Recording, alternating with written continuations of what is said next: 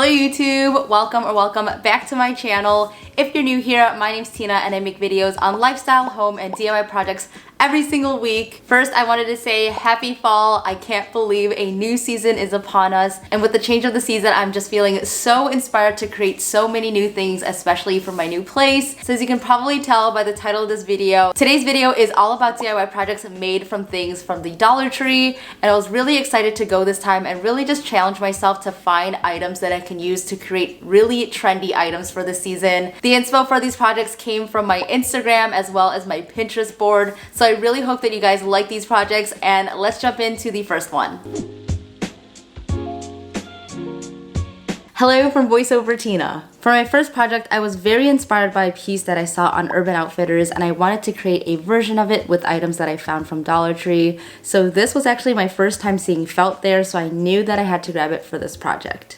First things first, I'm going to cut my felt, but before I do that, I'm going to take a dowel that is also from Dollar Tree, and I'm going to measure how much felt I need to wrap around it, and this will give me enough room to hang it. The felt is 11.75 inches wide, so I'm just going to cut it at a little over 16 inches at the bottom. Next, I'm taking my 6mm macrame cord to create my design. I want my design to be pretty graphic, so this thicker macrame is going to be perfect. You can also use yarn or twine or anything else that you have at home to do this. Now I'm going to create a little U / a rainbow shape on the top and the bottom.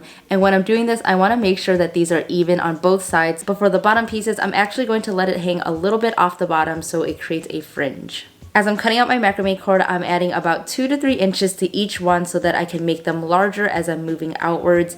And I'm making about 4 of these. My biggest tip for creating this design is to always cut larger than you need, and if you need to adjust it, you can always cut it a little bit shorter later. Once I was happy with the placement, this is what it looked like.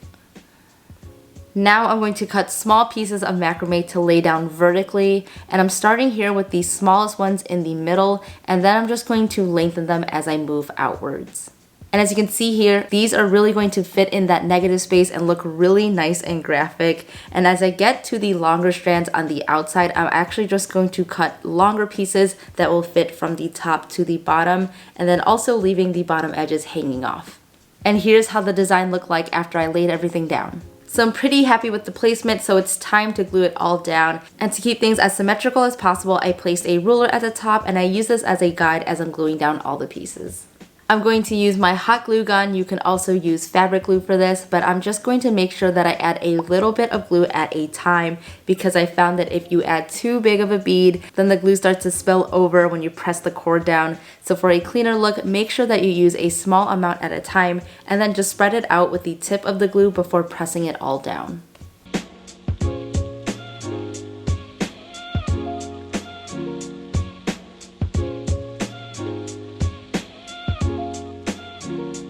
After that has cooled off, I'm going to flip it over and fold the bottom edge up to create a clean line. This also gives it a much more finished look than if I had just left it with the raw edge from cutting it. To secure the dowel in place, I'm just going to fold the felt around it and then glue it all down.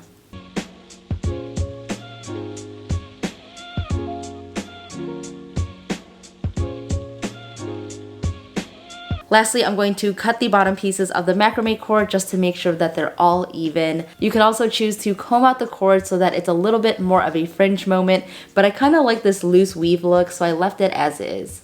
And to hang it up, I'm just going to tie some string, and the hanging is ready.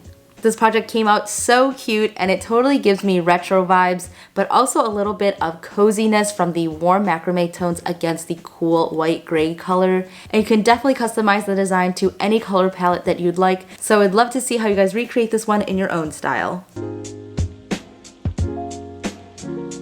For this last project, I honestly could not believe that Dollar Tree had this seashell shaped sippy cup in their drinkware aisle. I knew that I could totally elevate this by using one of 2020's most popular DIY techniques. So if you haven't guessed by now, I had to do the baking soda paint on this piece. So I started by mixing some white acrylic paint and a dark yellow to make this light creamy color.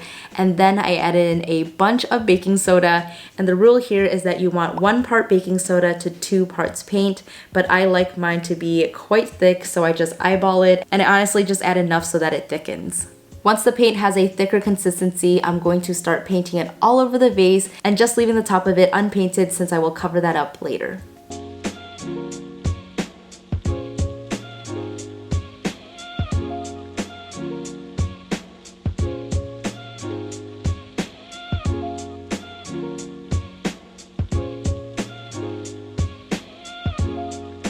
After doing a thin layer of the first coat, I'm just going to let that dry, and then I'm going to go in again with a second coat. And honestly, this paint dries super fast, so you can probably start after about an hour. And with this coat, it's very important that you do super smooth strokes. Baking soda paint is super popular this year, and I've done it multiple times now on my channel. I think it's quickly become a DIY technique staple, and if you haven't tried it yet, you definitely need to. After the second coat is dry, this is what it's going to look like. And then all I'm going to do is to wrap the lip of the cup with some raffia. I'm just going to start at the back side and then add in a bead of glue every time I wrap it around. The raffia really ties in the slight coastal look of this style, but alternatively, you can also use macrame for more of a nautical look, or you can even just paint it with the same base color.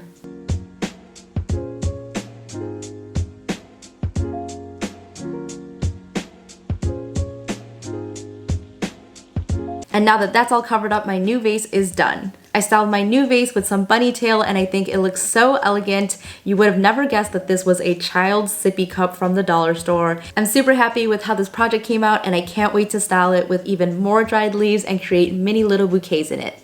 So those were all the projects for today's video. Let me know in the comments down below which one was your favorite. And also let me know in the comments down below if there are any super trendy things that you've been seeing on Instagram and Pinterest that you think that I should recreate. I would love to know some of your ideas, so be sure to leave your suggestion down below. Also, I just wanted to let you guys know that my first mini makeover in this new apartment is coming next week. So if you're not already subscribed, be sure to hit the subscribe button down below for new videos every single week, as well as give this video a big thumbs up if you liked it. And as always, don't forget to follow me on Instagram. I'm posting on there every single day.